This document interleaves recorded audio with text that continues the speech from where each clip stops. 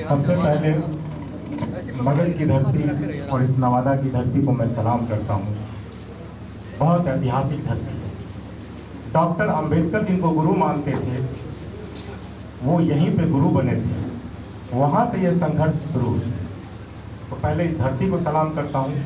आज ये परिचर्चा पूरे देश में बहुत ज़रूरी है और मैं पार्टी के तरफ से अपनी पार्टी के शीर्ष नेतृत्व को इस निर्णय को लेने के लिए बहुत बहुत धन्यवाद देना चाहता हूँ।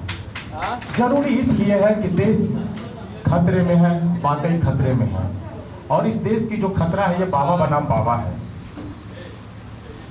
ये दो तरह के बाबा हैं। एक वहाँ यूपी वाले बाबा है जो संविधान को कुचल कर अभी हाल फिलहाल में देखिए किस तरह से कर रहे हैं, सारे काम गैर कानूनी।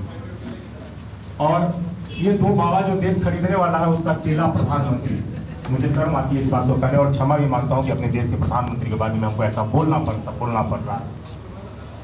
तो ये लड़ाई बहुत नाजुक है, नाजुक समय है, ये लड़ाई लड़नी है। और ये लोकतंत्र जो है और यह देश के लिए 4 पहरेदार जो है खड़े किए गए इसकी रक्षा के लिए। जुडिशरी, न्यायपालिका कह रहे हैं, विधायिका, ब्यूरोक्रेसी और मीडिया, ये चारों कोलैप्स कर चुका है। ये चारों के बीच 60 गांठ है। शायद आप लोग भी अनुभव कर रहे होंगे कि शाम में जो बुद्धू बक्सा टीवी नाम का जो बुद्धू बक्सा आता है वो, और ये मीडिया और ये जुडिशरी जो निर्णय दे करके अच्छे अच्छे पदों पर बैठ जाते हैं, और ये ब्यूरोक्रेट, ये चारों जिसके रक्षा के लिए लगाए गए हैं, ये चारों पैरालाइज्ड हो गए हैं। और जब चारों रक्षक ही पैरालाइज्ड हो गए हैं तो देश कैसी स्थिति में होगी इसका अनुभव कर सकते हैं। और ये किसके रक्षा के लिए लगाए गए थे? इनके ये गाइडलाइन क्या थे? इनके भी गाइडलाइन है कि देश की रक्षा किन गाइडलाइन पे आपको करना है। तो वो गाइडलाइन जिसकी सबसे गाइडलाइन को बनाने में जिनकी सबसे ज्यादा योगदान थी, बाबा साहब अम्बेडकर द्वारा बनाया हुआ संविधान जो हमारा यहाँ आइन है। आज देश में संविधान की बात, जो संविधान की जो सबसे बड़ी मंदिर है, जो सबसे बड़ी मस्जिद है, जो संसद कहते हैं, वहीं इसकी सबसे ज्यादा धज्जियां उड़ाई जा रही हैं। लोकसभा में, राज्यसभा में जो लोगों की बात करते हैं उस बात को म्यूट करके, तमाम बातों को रौन करके, ठगिया करके और असंवैधानिक ढंग से ये देश को जो आइन जो दिया गया है उसको दरकिनार करके कैसे चलाए अपने हितों में, ये आप लोग भी अनुभव कर रहे होंगे। तो ये लड़ाई बहुत नाजुक है। और जब ये चारों पहरेदार जब कोलैप्स हो गए हैं तो लड़ाई कहाँ लड़ी जाएगी? तो लड़ाई सड़क पर लड़ी जाएगी, गली पे लड़ी जाएगी, गाँव पे लड़ी जाएगी, राजधानी में लड़ी जाएगी। गड्डियों और सभाओं से निकलकर हम लोग गाँव तक चलेंगे। और ये देश से लेके गाँव तक ये परिचर्चा जरूरी है और ये संविधान इस देश की रक्षा कर सकता है। और देखिए, आप जिस बात को कहते हैं हमारे प्रधानमंत्री तो जिससे हमारी लड़ाई है, वो जिस विधान की बात करते हैं वो पूरी तरह से डेमोक्रेटिक नहीं, वो संविधान के जो दायरे हैं उससे बाहर की बात करते हैं। हम बहुत जरूर यहाँ पे हर एक प्रकोष्ठ बनाते हैं। श्रीमती रेणु जी महिला प्रकोष्ठ पे बनाई है ताकि पार्टी से वो जुड़ सके, और जातियों की प्रकोष्ठ बनी है, ये पार्टी से जोड़ने के लिए बनी है। लेकिन हमारी संविधान जातियों से हम लोगों को नहीं आइडेंटिटी करती है। हमारी संविधान हम लोगों को ओबीसी, एसटी, एससी और जनरल से हम लोग को आइडेंटिटी करती है। तो हमारी संवैधानिक पहचान वो है। लेकिन चूंकि पार्टी से लोगों को प्रतीकात्मक तौर पे हर एक लोगों की भागीदारी लगे, इसके लिए इस तरह के आइकॉनिक चेहरे हम लोगों को देना पड़ता है, और ये जरूरी भी है आज के संदर्भ में। तो वो जुड़े, पार्टी से वो जुड़े, सब लोगों की जिम्मेवारी है। और सबसे ज्यादा जिम्मेवारी मैडम की है क्योंकि महिला प्रकोष्ठ से भागीदारी कम है। और हम लोग जानते हैं कि वो किसी दूसरे परिचर्चा भी चल रही है, हम लोग का पैरेलल जिससे हमारी संघर्ष चल रही है, वो कोई दूसरे परिचर्चा भी गांव में चला रहे हैं। तो वो जो हमारी आधी आबादी है वहां से प्रेरित हो रही है। तो इस पर भी ध्यान देने की जरूरत है और ये लड़ाई वहीं से लेनी जाएगी। क्योंकि अभी देखिए, सारे नेता को, सारे विपक्ष को चोर कहना, अरे 70% वोट बिखरे हुए वोट है। ये आपको 30% लोगों ने वोट देकर सत्ता में दिया है, लेकिन 70% जो बिखरे हुए वोट है उसका अपमान कर रहे हैं आप सब लोगों को चोर बोल के। क्या सब चोर है और चोरी करके बैठे हुए हैं और इस तरह से अपमानित कर रहे हैं? ये लड़ाई सड़क पर लड़ने की जरूरत है। और इस लड़ाई में जो अभी चंद्रवंशी जी बताए कि आगामी चुनाव है, क्योंकि पार्टियां हैं तो पार्टियां यहाँ पे ढोलक झाल बजाने के लिए नहीं आई है। पार्टियां सदस्य के तौर पे जा करके देश को संचालित करने के लिए जहां शासक बैठते हैं उसके द्वारा अपने देश की हित में निर्णय लेने के लिए है, न कि दो लोग चार मारवाड़ी और क्या बोलते हैं उसको पूंजीपतियों की। पूंजी आज के डेट में पूरी दुनिया में पूंजी को नकारा नहीं जा सकता। बिना पूंजी का देश और राष्ट्र नहीं करेगा। अभी देखिए कि बिहार सरकार को भी जापान सरकार से कर्जा लेना पड़ रहा है बिहार के विकास के लिए, तो पूंजी को नकारा नहीं जा सकता है। लेकिन मुख्य सवाल यह है कि कैपिटल और कैपिटलिस्ट गवर्नमेंट के नियंत्रण में रहेंगे कि कैपिटलिस्ट के नियंत्रण में ही गवर्नमेंट चल जाएगी। सवाल ये है, कैपिटलिस्ट सरकार के नियंत्रण में रहेगा या सरकारें पूरे नतमस्तक हो जाएगी कि भैया जो कहो हम तो तुम्हारा नौकर हैं, इस देश को बेच डालो, तुमने हाथ में मतलब उसका चपरासी की तरह काम कर रहा है पूरी सरकार, और उसके प्रति दायित्व है।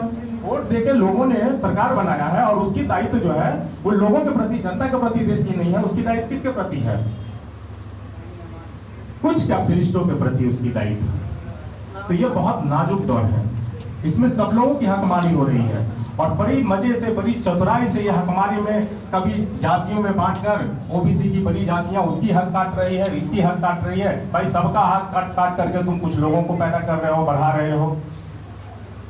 तो ये समझने की जरूरत है और ये समझने के लिए इस तरह की परिचर्चा बाबा साहब के मूल बातों पे बहुत सारे हमारे अभिभावक और नौजवान साथियों ने बताया, तो हम चाहें कि बहुत बात हुई है। अच्छा हाँ, कुछ बात दोहराई जाएगी वही बातों को, शिक्षित बनो, संगठित रहो और संघर्ष करो, ये मूल मंत्र है बाबा साहेब की। तो शिक्षा तो जरूरी है और शिक्षा पर भी प्रहार है। निजी विश्वविद्यालय का जो बढ़ावा है वो आपको अशिक्षित, आपके बच्चों को, गरीब के बच्चों को अशिक्षित करने का ये पहल है, क्योंकि आपके पास उतने पैसे नहीं होंगे, जहां पढ़ाई होगी आप जाएंगे नहीं तो अशिक्षित बनेंगे। ये तो बाबा साहब के कहे हुए बातों पे प्रहार है, निजीकरण एजुकेशन में।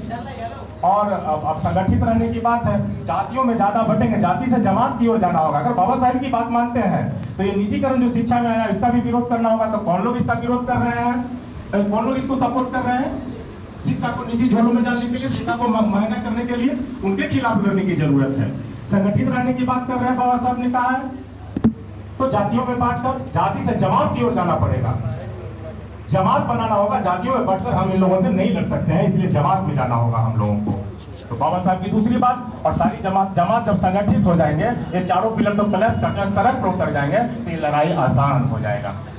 तो हम लोगों को इस ढंग से चलना है बाबा साहब की बातों पर। और बाबा साहब की बात अगर करें तो बहुत लोग बोले हैं 24 घंटा क्या 24 साल भी करते रहेंगे। तो ये देश बुद्ध से शुरू हुआ और बाबा साहब अभी तक हम वही बात कर रहे हैं और संघर्ष वही के वही है, ये भी सच्चाई है इस देश की। तो हम लोगों को समझना होगा, हम लोगों को संगठित रहना होगा और संगठित रह करके किसी तरह के गफलत में मत पड़िएगा। बहुत तरह की बात आती है, जैसे कुछ अब ध्यान भटकाने के लिए इशू जनरेट किया जाता है। शाम में ये बुद्धू बक्सा आता है लोगों को ध्यान भटकाने के लिए, ये कोई कुछ ऐसा हो जाए जैसे अभी राज्य ही नहीं पूरा देश बिहार शरीफ में कुछ घंटों और कुछ दिनों के लिए भटका। इसी तरह से देश बहुत बड़ा है, ये देश को हजारों दिन तक एक ऐसे बिहार शरीफ की घटनाओं में उलझाया जा सकता है। और इस उलझन का ये कहीं दवाई है कि हम यहीं संगठित रहे बिहार शरीफ में।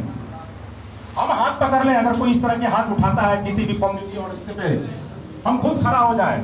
अपने कम्युनिटी में जो हाथ उठा रहे हैं उसके खिलाफ तुम कैसे ऐसे कर सकते हो? ये देश और दुनिया तक बात ही नहीं जाएगी। तो बिहार शरीफ में निपटा लेंगे, पंचायत में हम अपने निपटा लेंगे, इसमें कहा दूसरे और दुनिया तक की ये बुद्धि बक्सा में दो गो जो कोट पहनी हुई जो छम करती हुई जो महिलाएं हैं उसकी क्या जरूरत है इस पर चर्चा करने की? अपने घर की बात अपने घरे में फरिया लेंगे। और फरिया लेंगे मतलब क्या?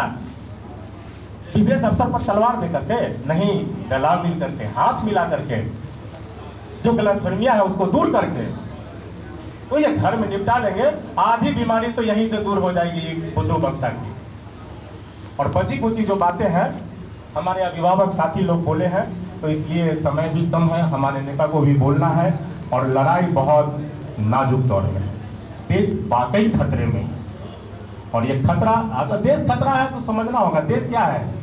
देश कोई बाउंड्री नहीं है, जमीन नहीं है, अंटार्कटिका भी द्वीप है, महाद्वीप है, महादेश क्यों नहीं बना? वहाँ जमीन है, बर्फ है, जानवर भी है, लेकिन लोग नहीं है, इंसान नहीं है। तो देश की इकाई है इंसान। इंसान जहाँ नहीं है, व्यक्ति जहाँ नहीं है, वहाँ देश नहीं है। देश की कल्पना नहीं करते, वो इकाई है। तो देश खतरा मतलब है देशवासी भी खतरा में है, यानी हम खतरे में हैं। तो हम अपनी खतरों को समझें और बाबा साहेब के बताए 3 फार्मूलों को अपनाएं। ये बहुत बड़ा फार्मूला है, ये छोटी सी बात। धन्यवाद।